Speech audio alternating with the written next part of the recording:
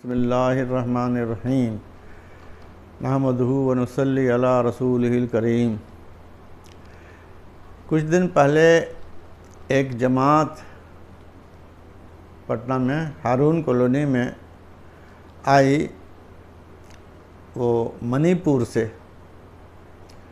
उस जमात में 10-12 आदमी जैसे आमतौर पर आते थे, तो लेकिन उसमें एक लड़का भी था, वो वहाँ का मुकामी पहाड़ी और वहाँ की ज़बान पहाड़ी वाला था, ट्राइबल। वो भी आया तो सबको ताज्जुब हुआ कि ये पहाड़ी लड़का ये कैसे। तो हुआ कि नहीं, इसने इस्लाम कबूल कर लिया है और दीन सीखने के लिए इसको बहुत शौक़ हुआ कि दीन पर हम सीखेंगे पूरा और देखेंगे। इसलिए वो ज़बरदस्ती जमात में शामिल होकर वहाँ के आ गया। तो खैर पूछा गया कि भाई तुम कैसे इस्लाम में कैसे कबूल क्यों, क्या हुआ तुमको, क्या अच्छा लगा कि तुम मुसलमान हो गए हो। तो उसने कहा, बताया कि वहाँ इसी एरिया के बिहार के छपरा वगैरह के कोई बिजनेसमैन है मणिपुर में, किसी जगह पर उनकी दुकान है, उसमें वो बहुत दिन से, तो इसलिए वो मकामी वहाँ बस गए हैं। तो उन्हीं के यहाँ ये घर पर काम करता था, घर पर नौकर वोकर का काम करने के लिए उसको रखे थे। तो वो आदमी तो वहाँ के चूँकि पैसे वाले समझे जाते थे और अच्छे ताजिर हो गए थे, तो चंदा उंदा लेने के लिए लोग आते रहते थे। तो एक दिन वो अपना घर में काम काज कर रहा था, तो वहाँ के मकामी मुखिया जो या सरपंच जो कहलाते हैं उसके ट्राइबल लीडर वो आए तो इसके जो मालिक थे वो रफ़ीक साहब, वो उस दरवाज़े पर गए, खड़े होकर के उससे कुछ बात किए, कुछ देना होना होगा दे दिए, ये देखा नहीं, लेकिन कहा कि वो आए तो खड़े खड़े उनसे बात करके उसको वो चला दिए, वो चला गया। कुछ देर के बाद, उसी दिन कुछ देर के बाद एक फ़कीर उधर से गुजर रहा था कि अल्लाह के नाम पर दे दो, रसूल के नाम पर दे दो, ऐसा बोलते हुए जा रहा था। अल्लाह रसूल का कुछ कलमा उलमा भी पढ़ रहा था। तो उसको कहीं न वो लड़का को कि जाओ उसको बुला के ले, और उसको बुला के लाए और उसको अपने ड्राइंग रूम में बैठाए, और ड्राइंग रूम में बैठा करके इस लड़के को कहे कि देखो उनको पानी पिलाओ और चाय नाश्ता ये सब करा दो। चाय नाश्ता ये भी बैठे अपने से बातचीत भी किए, और लड़का चाय नाश्ता उनको कराने लगा और ये सब किया।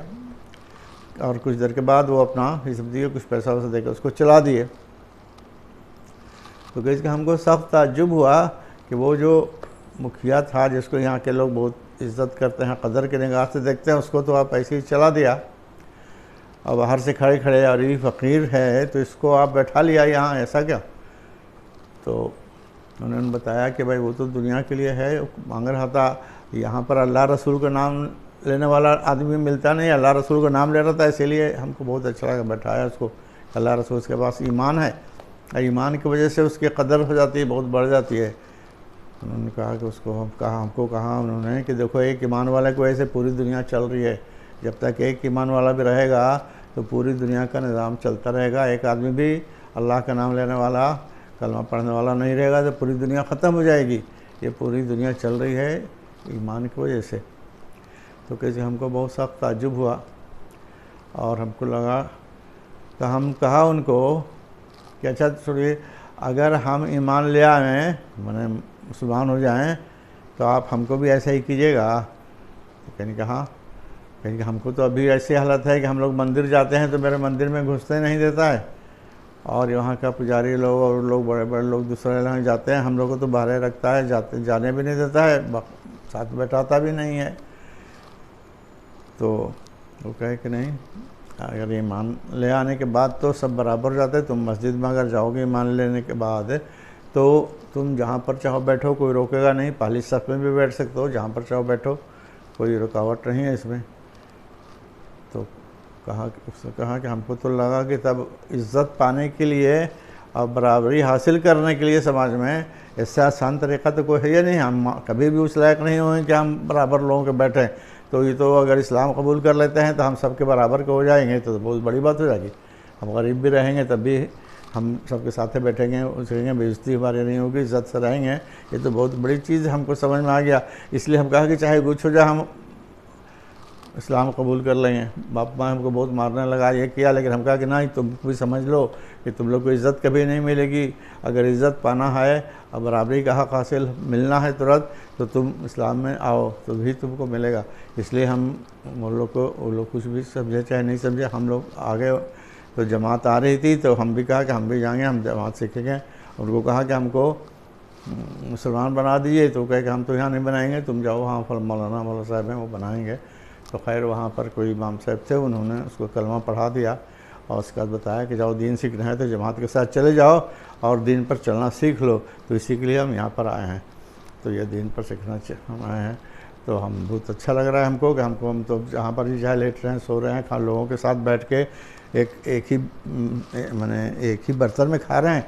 एक बर्तन में लोग, हमको तो जूठा बर्तन में देता था खाने के लिए, बैठाता भी नहीं था, साथ साथ बैठ के खा रहे हैं, आगे बढ़ के नमाज़ पढ़ रहे हैं, सबसे अगली सफ़ में बैठते हैं, कोई हमको हटाता नहीं है।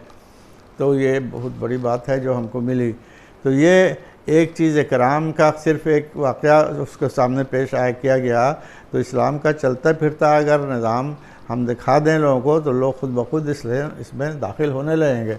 इसमें ऐसी ही बने जाज़बियत है इस्लाम के अंदर, और लोगों का कहते हैं अट्रैक्शन है कि वो खुद ब खुद लोग इसके अंदर दाखिल होने लगेंगे।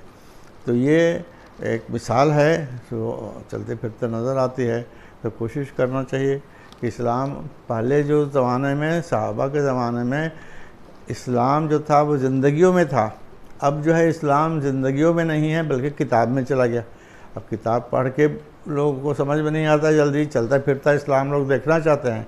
अगर चलता फिरता निज़ाम, तो कोशिश ये की जा रही है जमात की मेहनत वजह से कि जो इस्लाम किताबों में था वो ज़िंदगी में आ जाए।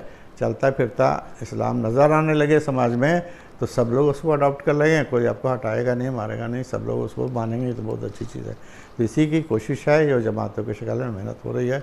इसमें कोशिश करना चाहिए, दुआ करना चाहिए, और हर आदमी को देखना चाहिए कि हम इस्लाम के सही नुमाइंदगी कर रहे हैं कि नहीं। सभी हम सब मुस्लिम इस्लाम के रिप्रेजेंटेटिव की हैसियत से अपने को दुनिया में पेश कर रहे हैं कि नहीं। हमारे वजह से इस्लाम बदनाम तो नहीं हो रहा है, ऐसा नहीं कि हमारे वजह से इस्लाम से लोगों को नफ़रत हो रही है। तो हम हर शख्स अगर ऐसी कोशिश करेगा तो फिर वो उरूज का ज़माना हमारा लौट आएगा इंशाअल्लाह। अरे कहा पढ़ा गया ना कि सबक पर सदाकत का, शुजाअत का, अदालत का लिया जाएगा, तो उससे काम दुनिया की है इमामत का। तो हम तो दुनिया के इमामत के लिए आए थे, फिर वो चीज़ हासिल हो जाएगी अगर हम अपने भूले हुए सबक को याद करके अपनी ज़िंदगियों में उसको ले आएंगे। मेहनत करना पड़ेगा, कोशिश करना पड़ेगा, अल्लाह से दुआ भी करना पड़ेगा इसके लिए। इसका इंशाअल्लाह सब लोग कोशिश करें। ठीक है।